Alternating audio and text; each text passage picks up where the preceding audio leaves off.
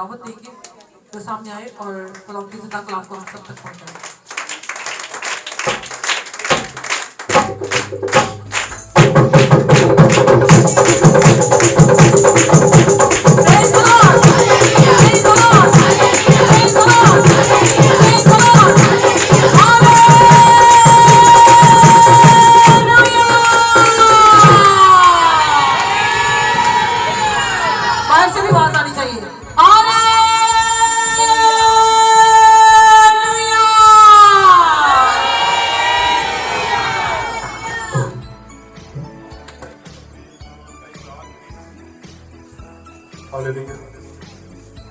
मैं ईमान रखता हूँ खुदा मतलब बाप पर जिसने आसमान और जमीन को पैदा किया और उसके इकलौते बेटे हमारे इमाम यीशु मसीह पर रूह कुदस कुदरत से पेट में पड़ा, कुंवारी मरियम से पैदा हुआ, पैंतुस पिलातुस की हुकूमत में दुख उठाया, मसलूब हुआ, मर गया, दफन हुआ, आलमे अरवाह में उतर गया, 30 दिन मुर्दों में से जी उठा, आसमान पर चढ़ गया, खुदा कादिर मतलब बाप की दाहिनी तरफ बैठा है, जहां से वह जिंदों और मुर्दों की अदालत करने को आएगा। मैं ईमान रखता हूँ तो रूहुल कुदस पर, पाक आलम की कलीसिया पर, मुकद्दसों की रफाकत, गुनाहों की माफी, जिस्म के जीवते और हमेशा की जिंदगी पर। आमीन। तशरीफ रखें। खुदावंद यीशु मसीह के बाबरकत और खूबसूरत नाम में आप सबको सलाम। आए आज पैदाइश का चैप्टर क्लोज होगा, आखिरी हवाला है, क्योंकि 49 जो बाब है इसको हमने छोड़ा है, क्योंकि इसमें याकूब के बेटों का जिक्र आता है, इसलिए इससे हम आगे बढ़ते हैं। 50 बाब से आज हम इसको क्लोज करेंगे। आज पैदाइश की आखिरी किताब होगी, इसके बारे में थोड़ा सा जानेंगे कि इसमें हमने क्या सीखा, इसमें क्या कुछ हमें मालूमात मिली, क्योंकि पैदाइश की किताब को बहुत दफा पढ़ते हैं, पूरी बाइबल को हम बहुत दफा पढ़ जाते हैं, लेकिन सिर्फ इसको पढ़ना ही कोई बड़ी बात नहीं है, इसको समझना, इससे सीखना, ये बड़ी बात है। जैसे कि जो बच्चे स्टडी करते हैं, स्टडी करते रहते हैं और फिर जब पेपर आते पता उस वक्त चलता है कि मेहनत कितनी की है। बाइबल मुकद्दस में यही है कि आपसे कोई सवाल कर ले, जैसे मैं उस दिन खुद को मैंने मैसेज दिया था कि खुदा यीशु मसीह ने अपने शिगिर्दों से पूछा क्या तुम्हें समझ आ गई, तो उन्होंने क्या कहा, हाँ जी आ गई। तो आज हमें भी जरूरत है कि कोई भी खातम यहां पे खड़ा हो, अक्सर आपको पता है कोई बाहर से कोई खातम आए तो वो आपको चेक करता है, वो पूछता है। जैसे एक बार एक खातम आया, उसने पूछा बाइबल मुकद्दस का पहला लफ्ज क्या है और आखिरी लफ्ज क्या है। चुप रहे आप लोग, किसी ने जवाब नहीं दिया। आसान सा सवाल है, आसान सा जवाब है, लेकिन फिर भी हम क्या है, खामोश रहे। इसलिए मेरी पूरी कोशिश होती है कि हम कुछ सिखाएं, सीखें। मैं भी सीखता हूं इससे, आप भी सीखते, मैं भी सीखता हूं। पहले मैं खुद सीखता हूं और फिर मैं आपको सिखाने की कोशिश करता हूं, शायद नाकाम, है ना। बाइबल मुकद्दस की पहली किताब कौन सी है? हमने इसको शुरू किया, आज इसको इख्तिताम की तरफ हम जा रहे हैं। कुछ सीखा आप लोगों ने इसमें से? कुछ सीखा? मैंने बड़ी तफसील के साथ इसको बयान किया है। आए आज इसका आखिरी बाब है, पैदाइश की किताब 50 बाब, उसकी पहली ऐसे पढ़ेंगे।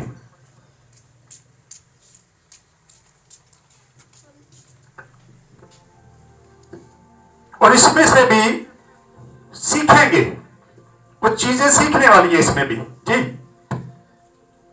तब यूसुफ अपने बाप के मुंह से लिपट कर उस पर रोया। जब उसका बाप मर जाता है तो अपने बाप के मुंह के साथ लिपट जाता है और रोता है, अपने बाप का रंग करता है, उसके साथ लिपट के क्या करता है, रोता है, क्योंकि वो अपने बाप से मोहब्बत करता है। वो इसलिए रोता है क्योंकि उसका बाप उसको छोड़ के चले गया था, क्योंकि उस वक्त ऐसी कोई उम्मीद नजर नहीं आती थी कि दोबारा हमारी मुलाकात होगी। ये उम्मीद खुदावन यीशु मसीह हमें दिलाता है कि जो हमारे हमसे बिछड़ते हैं अपने, वो हमें क़यामत के दिन जब खुदावन यीशु मसीह अपनी 1000 साल बादशाही के लिए आएगा तो वो हमें मिलेंगे, वो नजर आएंगे। लेकिन पहले ऐसी कोई उम्मीद हमें नजर नहीं आती। इसीलिए ज़बूर दाऊद नबी लिखता है, जब वो ज़बूर 50:6 को लिख रहा था तो कहता है कि तेरी कौन याद करेगा, कौन कब्र में तेरे लिए हमदो सुना करे, क्योंकि वो बीमार था और वो खुदा से गिला करता है कि खुदा मैं तेरी हमद करता हूं, मैं ज़बूर लिखता हूं, मैं तेरे शायरो शायरी करता हूं, अगर मैं मर जाऊंगा तो मैं कब्र में उतर जाऊंगा, तो कब्र में फिर मैं कैसे ये करूंगा। लेकिन खुदा उसको फिर जिंदगी देता है और फिर उसने बहुत सारे ज़बूर जो है वो लिखे हैं। जागे। और यूसुफ ने उन तबीबों को जो उसके नौकर थे, अब ये यूसुफ ने उन तबीबों को जो उसके मुलाजिम थे, जो उसके नौकर थे, उनको बुलाया। हाँ जी। अपने बाप की लाश में खुशबू भरने का हुक्म दिया। अपने बाप की लाश में खुशबू भरने का हुक्म देता है कि मेरे बाप की लाश के अंदर तुम क्या करो, खुशबू भरो। और देखे कितने दिन लगे।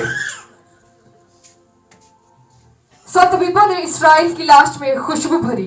तो तबीबों ने याकूब की लाश में, यानी कि इस्राएल की लाश में क्या की, खुशबुएं भरनी शुरू की। हाँ जी। और उसके 40 दिन पूरे और हुए। उसके 40 दिन पूरे हुए। इसी से हम 40 करते हैं, इसी से हम 7 में करते हैं।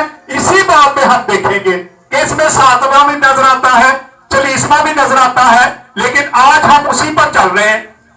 यहां पे लिखा है कि 40 दिन तक वो उसमें खुशबुएं भरते रहे, क्योंकि ये 40 दिन का अमल होता था।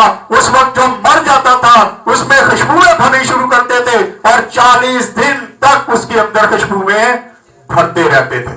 लेकिन खुदावंद यीशु मसीह वो हस्ती है जिस पर सबसे ज्यादा खुशबू भरी गई, लेकिन एक ही रात में यह सारा अमल किया गया था। एक ही रात में, ज्यादा दिन नहीं, एक ही रात में यह सारा कुछ कर दिया गया और खुदावंद यीशु मसीह को दफन किया गया था। यहां देखते हैं कि 40 दिन तक तबीब जो है उसकी लाश में खुशबुएं भरते रहे। और फिर जी, और उसके 40 दिन पूरे हुए, क्योंकि खुशबू भरने में इतने ही दिन लगते हैं। क्योंकि खुशबू भरने में इतने ही दिन लगते हैं। जब आज हम 40वें करते हैं, हम खुशबुएं भरते हैं। हम क्या करते हैं, आज वो अमल नहीं है, आज चेंज हो चुका है। आज जो रूह चले जाती है वो वापस नहीं आती। ये हमारे ख्यालात हैं कि वो 40 दिन तक भटकती रहती है, वो जमीन तो नजर आती है, लेकिन बाइबल मुकद्दस इसकी कहीं हमें कहीं कोई दलील नहीं मिलती कि रूह जो है वह जमीन पे घूमती रहती है। जी आगे। और मिस्री उसके लिए 70 दिन तक मातम करते रहे। और जब मातम के दिन गुजर गए तो यूसुफ ने फिर हम देखते हैं कि 70 दिन तक वो उसके लिए क्या करते हैं, मातम करते हैं। 40 दिन खुशबू भरते रहे और फिर उसके बाद 70 दिन पूरे हुए और वो मातम करते रहे और नाला करते रहे, रोते रहे उसके लिए। जी आगे। और जब मातम के दिन गुजर गए तो यूसुफ ने फिरौन के घर के लोगों से कहा, अगर मुझ पर तुम्हारे कर्म की नजर है, उसके घर वालों से कहता है अगर तुम्हारे कर्म की नजर मुझ पर है तो फिरौन से जरा अर्ज कर दो कि मेरे बाप ने ये मुझसे कसम लेकर कहा है कि मैं क्योंकि यूसुफ से उसने कसम ली थी कि तू मुझे कहां पे दफन करेगा, मेरे बाप दादा के कब्रिस्तान में जो हमने खरीद रखा है, जहां मेरे बाप दादा इब्राहिम इसहाक है, वहीं पे जाके तू मुझे क्या करना, दफन करना। इसलिए वो इजाजत मांगता है कि मुझे इजाजत दो, अगर करम की नजर है तो मुझे वहां पे जाने दो, ताकि मैं अपने बाप को जाके वहां पे दफन करूं, क्योंकि मेरे बाप ने मुझसे ये कसम ली है। और फरौन उसको इजाजत देता है, ना कि इजाजत देता। ये पहला जनाजा है, पहला वाकया है जहां हमें नजर आता है एक जनाजे का जिक्र मिलता है। बहुत बड़ा जनाजा है ये जी। पढ़े। तो मुझको मेरी गौर में जो मैंने मुल्क कनान में अपने लिए खुदवाई है दफन करना, इसलिए जरा मुझे इजाजत दे कि मैं वहां जाकर अपने बाप को दफन करूं और मैं लौट कर आ जाऊंगा। मैं लौट कर वो वादा करता है, क्योंकि उसे बात था कि फरौन मुझे यहां से नहीं जाने देगा, ये मुझे नहीं जाने देगा, क्योंकि वो जानता था कि मैं वहां का सेकंड हाकिम हूं, वो मुझे कैसे जाने देगा। इसलिए वो कहता मैं वादा करता हूं कि मैं वापस आऊंगा, मैं वापस आऊंगा यहाँ पे, इसलिए मुझे इजाजत दो कि मैं वहां पे जाके अपने बाप को दफन करके आऊं। जाके फरौन ने कहा कि जा और अपने बाप को जैसे उसने तुझसे कसम ली है दफन कर।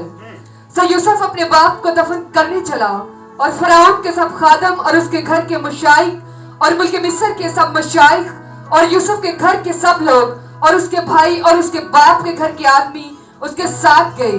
वो सिर्फ अपने बाल बच्चे और भेड़ बकरियां और गाय बैल, वो अपने बाल बच्चे यानी कि सारी औरतें और बच्चे कब्रिस्तान जनाजे के साथ नहीं गए थे। वो सारे के सारे मुल्क मिस्र में रहते हैं, लेकिन मर्द जो हैं वो एक बड़ा अमवा, बहुत बड़ा एक ग्रोह, बहुत बड़ा एक जनाजा लेके याकूब का वहां से चलते हैं। आगे। और उसके साथ रथ और सवार भी गए। सो एक बड़ा अनबुआ उसके साथ था, और वो इतत के खलियान पर जो यरदन के पार है पहुंचे, और वहां उन्होंने बुलंद और दिलसोज आवाज से नोहा किया। और यूसुफ ने अपने बाप के लिए 7 दिन तक मातम कराया। फिर 7 दिन तक क्या किया? मातम करवाया। 7 दिन फिर यहाँ पे हम साता भी देख रहे हैं। 7 दिन फिर उसने मातम किया। इसी तरह हम भी 7 दिन क्या करते हैं? अक्सर लोग कहते हैं जी 7 दे चुका है ये सारा कुछ, 7वें दिन हम क्या करेंगे? खत्म करेंगे। लिखा 7 दिन तक वो मातम करते रहे, और तमाम जो मर्द थे वो आहो डाला करते थे, वो रोते थे, वो चिल्लाते थे, औरतें वहां पे नजर नहीं आती। जी पढ़े। और जब उस मुल्क के बशिंदों यानी कनानियों ने अतब में खलियान पर जो इस तरह का मातम देखा, तो कहने लगे कि मिस्रियों का ये बड़ा दर्दनाक मातम है। सो वह जगह अबेल मिस्राइम कहलाई, और अबेल मिस्राइम कहलाई, जिसका मतलब है मिस्र के गम की जगह, क्योंकि वो नहीं जानते थे कि ये कनानी लोग हैं। कनानी लोग समझते थे ये मिस्री लोग हैं और मिस्र से यहाँ पे आए हैं। लिखा इसका मतलब वो निकालते हैं कि मिस्र का गम, बहुत बड़ा गम, ये इसका मतलब है। इसलिए वहां का नाम जो रखा जाता है वो कहते हैं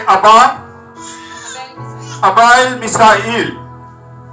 इसका मतलब है मिस्र के गम की जगह। अब यहां पे हम देखते हैं कि याकूब के 12 बेटे थे। 12 बेटों में से सबसे पहले डेथ किसकी होती है? यूसुफ की। ये सबसे छोटा था और ये मर जाता है, और जब मरता है तो ये अपने भाइयों से वादा लेता है। ये भी एक वादा लेता है। पढ़े जरा, पढ़ दे इसको आगे से। और वह जगह अबेल मिस्राइम कहलाई, और वह यरदन के पार है। और याकूब के बेटों ने जैसा उसने उनको हुक्म किया था वैसा ही उसके लिए किया, क्योंकि उन्होंने उसे मुल्क कनान में ले जाकर मेमरे के साथ मकफिला के खेत के मुगारा में, जिसे इब्राहिम ने इफ्रोन हती से खरीद कर गोरिस्तान के लिए अपनी मलकियत बना लिया था, दफन किया। और यूसुफ अपने बाप को दफन करके अपने भाइयों और उनके साथ जो उसके बाप को दफन करने के लिए उसके साथ गए थे मिस्र को लौटा। और यूसुफ के भाई ये देख कर कि उनका बाप मर गया। अब यूसुफ के भाई जो हैं वो डरते हैं, परेशान हो गए कि हमारा बाप मर गया है। जैसे अक्सर भी हम भी दुनिया में कहते हैं उन्हीं देर मां प्यो है, जितना मां प्यो मर गया लग पता जाएगा। वो भी डरते हैं। वो कहते हैं अब हमारा बाप मर गया है, अब यूसुफ यकीनन हमसे क्या करेगा, बदला लेगा, अब ये हमें मारेगा, ये हमें तंग करेगा। और वो उससे झूठ बोलते, कहते हमारा बाप मरने से पहले क्या करके पढ़े जरा। और यूसुफ के भाई ये देख करके उनका बाप मर गया, कहने लगे कि यूसुफ शायद हमसे दुश्मनी करेगा, शायद हमसे अब दुश्मनी करेगा और सारी बदी का जो हमने उससे की है पूरा बदला ले। सो उन्होंने यूसुफ को ये कहला भेजा कि तेरे बाप ने अपने मरने से पहले क्या किया है, कि तेरे बाप ने अपने मरने से आगे ये हुक्म किया था कि तुम यूसुफ से कहना कि अपने भाइयों की खता और उनका गुनाह अब बख्श दे। अब क्या कर, बख्श दे। हालांकि याकूब ने ये बातें नहीं कही थी। आज कई बार हम भी दुनिया में देखते हैं, अक्सर हम ये बात कर देते, वो मरन तो पहला होया वादा कर गया सी, वो फलाने का रिश्ता तय कर गया सी, पता ही नहीं होता हुआ या नहीं। हम भी क्या करते हैं, ऐसे ही काम करते। जो मर गया, हमारी भी एक फौजी हुई तो बहुत सारी बातें ऐसी हुई कि उन्होंने कहा जी वो ऐसे कहने गए आपके लिए, हमारे, हमने कहा चलो मर गए, अब क्या कर सकते हैं, क्या कह गए, कहने तो जो कह गए हैं, हमें उस पर राज्य करने की जरूरत नहीं है। ये डरते हुए क्या करते हैं, परेशान होते हैं और कहते हैं कि हमारा बाप ये बात कह के गया है कि तू हमसे दुश्मनी ना करना। लेकिन यूसुफ क्या करता है, वो रोता है, वो कहता है कि मैं कभी भी तुमसे दुश्मनी नहीं करूंगा, बल्कि जब तक मैं जिंदा हूं मैं तुम्हारे बच्चों का और अपने तुम्हारे खानदान का क्या करूंगा, गुजर बसर के लिए हर चीज तुम्हें मुहैया करूंगा, मैं तुम्हें दूंगा, तुम परेशान ना हो। लेकिन यूसुफ भी एक वादा लेता है, वो कहता है उसका ईमान था कि जब मैं मर जाऊंगा और मेरे मरने के बाद खुदा इस कौम को याद करेगा और दोबारा इनको मुल्के कनान में लेके जाएगा। ये उसका ईमान था। वो बड़े ईमान के साथ कहता है कि जब मैं मर जाऊंगा तो तुम क्या करना पड़े, जरा इसको खत्म करें आगे, कि तुम यूसुफ से कहना कि अपने भाइयों की खता और उनका गुनाह अब बख्श दे, क्योंकि उन्होंने तुझसे बदी की। सब तो अपने बाप के खुदा के बंदों की खता बख्श दे। और यूसुफ उनकी ये बातें सुनकर रोया, और उसके भाइयों ने खुद भी उसके सामने जाकर अपने सर टेक दिए और कहा, देख हम तेरे खादिम हैं। यूसुफ ने उनसे कहा, मत डरो, क्या मैं खुदा की जगह पर हूँ? तुमने तो मुझसे बदी करने का इरादा किया था, लेकिन खुदा ने उसी से नेकी का कसद किया ताकि बहुत से लोगों को बताता है कि तुमने तो मेरे साथ क्या की थी, बदी की, तुमने तो बदी की, लेकिन खुदा ने उसी में से भलाई पैदा की। खुदा ने मुझे यहाँ का हाकिम बना दिया और तुम्हारे लिए भी राशन मिलता रहेगा। ये खुदा की मर्जी थी। खुदा, कई बार हम भी किसी के लिए बुरा सोचते हैं लेकिन खुदा उसके लिए अच्छा कर देता है। हम भी कई बार ये काम करते हैं, हम लोग भी कई बार किसी के लिए बुरा सोचते हैं लेकिन उसी में फिर कहते हैं कि हमने तो इसके लिए सोचा, इसके लिए हो गया। ये खुदा की मर्जी होती है। खुदा कई बार बुराई में से भलाई पैदा करता है। यूसुफ उनको याद करवाता, तुमने तो बुराई की थी लेकिन खुदा ने उसमें भलाई पैदा की है, इसलिए तुम मत डरो, मैं तुम्हें कुछ नहीं कहूंगा। जी आगे। चुनाचे आज के दिन ऐसा ही हो रहा है, इसलिए तुम मत डरो, मैं तुम्हारी और तुम्हारे बाल बच्चों की परवरिश करता रहूंगा। यूसुफ ने अपनी मुलायम बातों से उनकी खातिर जमा की, और यूसुफ उसके बाप के घर के लौट मिस्र में रहे, और यूसुफ 110 वर्ष तक जीता रहा। और यूसुफ ने इफ्राइम की औलाद तीसरी पुश्त तक देखी, और मनस्सी के बेटे मकीर की औलाद को भी यूसुफ ने अपने घुटनों पर खिलाया।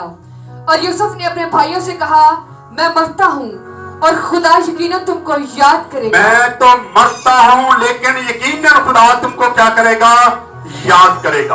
और जब तुम जाओगे तो मेरी लाश को क्या करना, मेरी हड्डियों को साथ। उसे पता था कि बहुत देर बाद खुदा याद करेगा, इसलिए वो ये नहीं कहता मेरी लाश लेके जाना, बल्कि पढ़े जरा क्या कहता है, और खुदा यकीनन तुमको याद करेगा और तुमको इस मुल्क से निकाल कर उस मुल्क में पहुंचाएगा जिसके देने की कसम उसने इब्राहिम, इसहाक और याकूब से खाई थी। हाँ जी। और यूसुफ ने बनी इस्राएल से कसम लेकर कहा, खुदा यकीनन तुमको याद करेगा, सो तुम जरूर ही मेरी हड्डियों को यहाँ से ले जाना। तुम जरूर ही मेरी हड्डियों को क्या करना, साथ लेके जाना, वहां पे जाकर मेरी हड्डियां दफन कर देना। हाँ जी। और यूसुफ ने 110 वर्ष का होकर वफात पाई, और उन्होंने उसकी लाश में खुशबू भरी और उसे मिस्र ही में तबूत में रखा। उसको तबूत में रखा। यूसुफ का ईमान देखते हैं, मरने से पहले उसको ईमान था कि मैं मर जाऊंगा, लेकिन ये कौम जो है, मेरे लोग जो है, खुदा इनको याद करेगा और दोबारा से उसी मुल्क में लेके जाएगा जो खुदावन ने देने का वादा किया है। उसके ईमान की हमें एक मिसाल मिलती है। इब्रानियों 11 बाब और उसकी 22 आयत को पढ़े जरा, उसकी तारीफ की जाती है। आज अगर हम भी ईमानदार हैं तो लोग हमारी भी तारीफ करते हैं, वो बड़ा ईमानदार है। जितनी बड़ी मर्जी मुश्किल आ जाए, परेशानी आ जाए, वो खुदा को नहीं छोड़ता, वो खुदा के साथ चलता है। आज हमें भी जरूरत है, हमारा भी ईमान ऐसा होना चाहिए। यहाँ उसके ईमान की मिसाल मिलती है। इब्रानियों 11 बाब और उसकी 22 आयत को पढ़े। ईमान ही से यूसुफ ने जब वह मरने के करीब था, बने इस्राएल के खरूज का जिक्र किया और अपनी हड्डियों की बाबत हुक्म किया। क्या किया? अपनी हड्डियों की बाबत हुक्म करता है। ये उसका ईमान था कि मेरी हड्डियों को वहां पे लेके जाना, मुझे भी वहां पे दफन करना। पैदाइश की किताब को जब हम पढ़ते हैं तो शुरुआत तख्लीक से होती है। खुदा ने जमीन और आसमान को बनाया, इंसान को बनाया, हर चीज की तख्लीक का हमें नमूना नजर आता, हर चीज मंजरे आम पे नजर आती है, लेकिन इसका आखिर जो है वो एक तबूत में बंद नजर आता है। तख्लीक से शुरुआत और तबूत में बंद नजर आता है। आखिर में लिखा है कि यूसुफ को तबूत में बंद कर दिया जाता है। और फिर हम देखते हैं, जब इसकी पहली और 2 आयत को देखते हैं तो ये सारा कुछ आसमान पर आसमान जमीन को बनाने का सारा मंजर हमें नजर आता है। जब 48 बाब को पढ़ते हैं तो वहां तमाम मर्दों और औरतों का हमें जिक्र मिलता है। ये बहुत सारे मर्द, बहुत सारी औरतों का हमें जिक्र मिलता है। और ये पूरी बाइबल जो पूरा जो किताब है, ये पैदाइश की किताब जो है, ये बहुत सारे लोगों की जिंदगियों का नमूना पेश करती है। उनकी जिंदगियों के बारे में पूरी डिटेल बताती है। इब्राहिम के बारे में, इसहाक के बारे में, याकूब के बारे में, यूसुफ के बारे में, बहुत सारे लोगों के बारे में इसमें हमें नजर आता है कि उनकी जिंदगियों का सारा निचोड़ बाइबल मुकद्दस की पहली किताब में हमें नजर आता है। यहां से हमें सबक मिलता है कि जो लोग खुदावंद के साथ दिल लगाते हैं, खुदा उनकी तरफ रज्जू करता है, खुदा उनकी मुश्किलात को खत्म करता है, परेशानियों को खत्म करता है। और ये हमारे लिए एक बड़ा चैलेंज नजर आता है। अगर आज हम भी अपनी जिंदगियों को खुदा की तरफ लगाएंगे, उसके हुक्मों को मानते हुए अपनी जिंदगी को बसर करेंगे, उस पर ईमान रखेंगे, उस पर भरोसा करेंगे कि उसने जो वादे किए हैं वो सारे हाँ में हैं और वो अपने वादों से हटने वाला नहीं है। आज हमें तवो दो करने की जरूरत नहीं है, तवो दो करनी है तो खुदा के लिए करें कि हम खुदा के साथ वफादारी दिखाए। क्योंकि जो लोग भी खुदावन के साथ दिल लगाते हैं, जो दिलचस्पी रखते हैं खुदा में, उन्हीं में खुदा भी दिलचस्पी लेता हुआ नजर आता है। आज हमारे लिए भी चैलेंज है कि हम खुदा के साथ दिलचस्पी रखें ताकि खुदा भी हमारे लिए दिलचस्पी रखना शुरू करें। आए खुदा इस कलाम के वसीला से हम सबको बरकत दे। आए अपने सिरों को झुकाएंगे, दुआ करेंगे। दुआ में कोई भी रहनुमाई कर सकता है।